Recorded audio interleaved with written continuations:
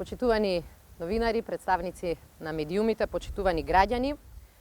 Вчера попладне преку телеконференциска врска учествував на состанокот на министрите за одбрана на НАТО, кој што за прв пат се организира на ваков начин и на кој што и ја за прв пат имав прилика да ја представувам нашата држава, меѓутоа во својство на полноправна членка. 30 министри за одбрана на земјите членки, заедно со генералниот секретар и се разбира НАТО структурите, представници на воениот комитет на НАТО, разговаравме за темата која што го окупира, го мачи и го мобилизира цел свет. Вчера разговаравме како земјите членки на НАТО се справуваат со пандемијата, но и на кој начин НАТО помага во таа операција и на кој начин може повеќе да се мобилизира на истата тема.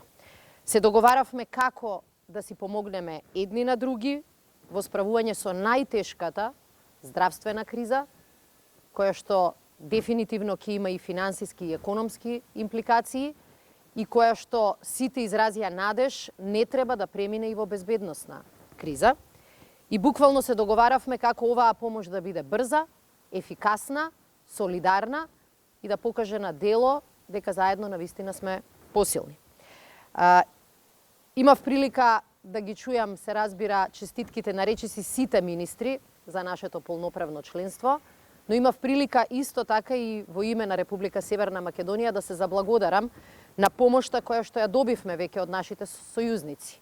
Соединетите Американски држави, Турција, Чешка република, Унгарија, Словенија, Норвешка, Холандија, Велика Британија и Бугарија.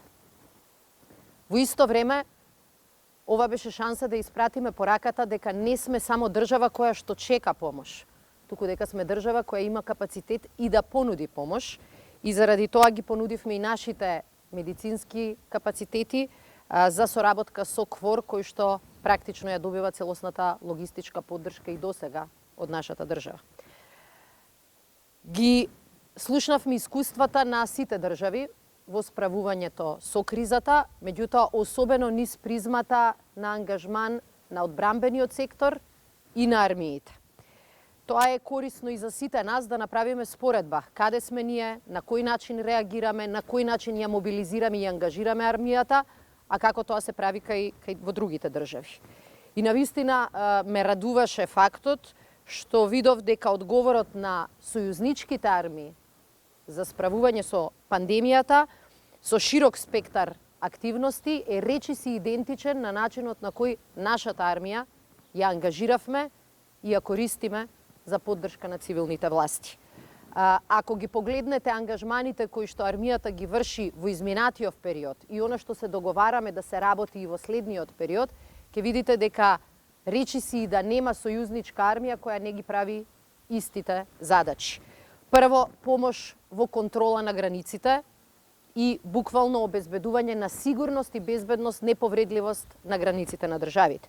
Второ, поставување и чување на контролните точки на влез и излез во одредени градови или општини и обезбедување на критичната инфраструктура и виталните објекти. Во нашиот случај се работи навистина за објекти кои што имаат државно значење, објекти кои што имаат и се врзани со безбедносни ризици и ова е стандардна операција која што ја видов и во другите држави. Следно, четврто, поставување на полски болници како нашата која што ја поставивме во инфективната клиника и користење на воените медицински капацитети во поддршка на цивилните здравствени капацитети. Обезбедување на специјализирани тимови за биолошка и хемиска одбрана за вршење на дезинфекција, нешто што армијата го прави веќе во повеќе општини низ цела држава. Обезбедување на инженериски градежни услуги, како што нашите инженериски екипи го правеа во универзитетската клиника и блиску до инфективната клиника. Достава на пакети храна кај социјално ранливи категории. Обезбедување на подрачја и целосна поддршка на локалните власти и на Министерството за внатрешни работи. Така што можам да кажам дека и нашето учество во рамките на НАТО ни дава шанса да видиме дали има некои точки каде што грешиме или некои точки каде што може дополнително да ги поддржиме нашите цивилни институции, Мислам дека искуството кое што нашата армија го собра изминативе години како земја партнер на НАТО беше многу корисно во првите реакции по кризата, за да се одлучи на вистина целосно да се вклучиме во сузбивање на пандемијата.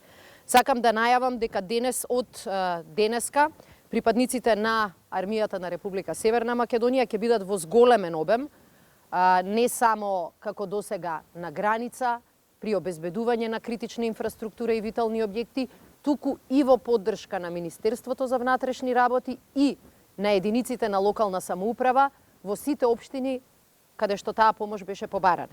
Можам да најавам дека припадниците на армијата ќе бидат дополнително ангажирани во Скопје, Тетово, Гостивар, Дебар, Струга, Охрид, Струмица, Куманово, Битола, Прилеп, а во текот на денешниот ден разговараме и со конкретно општина Центар, Велес, Кавадарци и Росоман. Очекуваме ваквото поголемо присуство и учество да им помогне и на општините, но и на Министерството за внатрешни работи да се справат со спроведување на сите мерки за заштита. Како што рече вчера генералниот секретар Столтенберг, нашите војници низ целата алијанса играат клучна улога во поддршка на цивилните власти за справување со коронавирусот. Користејќи воени капацитети, се трудиме секој ден да помогнеме и да спасиме човечки животи. На крај, дозволете ми да искористам оваа прилика прво да го изразам сочувството на сите оние кои што ја изгубија битката со коронавирусот, но од друга страна да искористам приликата и да ги честитам великденските празници на сите наши граѓани, христијански верници. Имаме тешка задача да останеме дома во овие тешки и празнични моменти, но овие 3 дена седење дома ќе значат спасување на десетици и стотици животи и ќе ни помогнат час поскоро да се вратиме во нормала во следниот период. Посакувам на сите прво вас здравје, да останете безбедни и да дочекаме подобри времиња каде што и нашава и вашава работа ќе се одвива во нормални околности.